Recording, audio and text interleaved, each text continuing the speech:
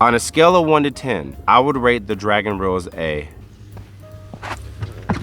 Finally, a long-term review of the Dragon wheels. So I've skated these for about a year now. I would say I found out exactly what these wheels are good for and exactly what they're not good for. I've skated gravel, I've skated rough concrete, I've skated smooth concrete, I've skated ditch spots, and I found out exactly where this wheel excels at and where it's actually terrible at. You want to skate these wheels if you're gonna skate a ditch spot with like, you know, like drainage ditch where they have like kind of rough concrete. Anything that's asphalt, any type of asphalt, like really rough asphalt, but even to medium asphalt that's like kind of rough, but you can skate it, to smooth some asphalt. Those are all perfect for the wheels. And the last place for sure, this is probably where this wheel shines the most at, that I can guarantee you if you take this wheel there, you will have no problem, is if you go to Chevy Chase Skate Park. That's the slipperiest park you ever go to. Everybody complains about it. Yeah, I've skated and had no problems with slipping out because of the Dragon wheels. Now I went there before with other wheels and it was slick, but with the Dragon wheels specifically, they do wonders at that park. They're still slippery enough you can slide and stuff like that. They're particularly for asphalt, rough concrete, and then drain ditch spots. This is where it excels most because it takes all the vibration out of the rough concrete. It takes away like the little nuances where you get stuck on little bitty pieces of uneven ground.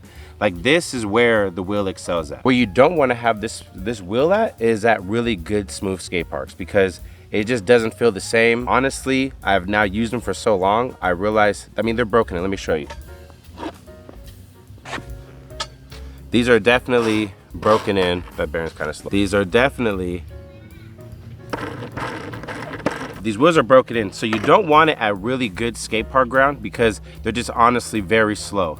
It's really hard to get speed. It's really hard to maintain speed. It sounds kind of funny when you pop. It sounds like a little dull. So you don't want that when it comes to like skate park ground. Also, when it comes to like grinds and slides, biggest issue I have is that they're so sticky to slide it. If you're doing like a 50-50 on a rail, you're gonna hear the wheels squeak a little bit. You're gonna hear like it's grabbing too much.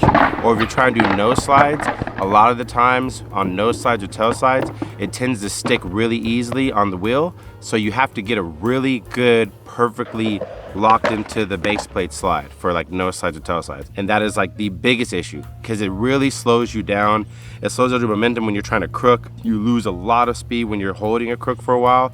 It's just, the wheel is good for what it's good for, and it's not good for these areas. All in all, I would recommend if you were thinking about purchasing the Dragon Formula wheels, if you're really thinking about it, I would say this is a good like secondary board. If you have the same setup, 2 boards, same trucks. This one is used for rough spots when you're going out street skating or if you're going to a ditch spot. But if you're just skating parks and stuff that are relatively smooth ground, go over traditionally a hard wheel. It just will be better for you in the long run. But the Dragon wheels are very good for what they're used for, which is the ditch skating, asphalt skating, any kind of rough terrain. You would want these wheels because it takes off so much more of the impact when you're rolling through rough ground, so you don't really feel it and you can just roll through it smoothly. So at the end of this whole review, what would I rate the Dragon wheels? On a scale of 1 to 10, I would rate the Dragon wheels a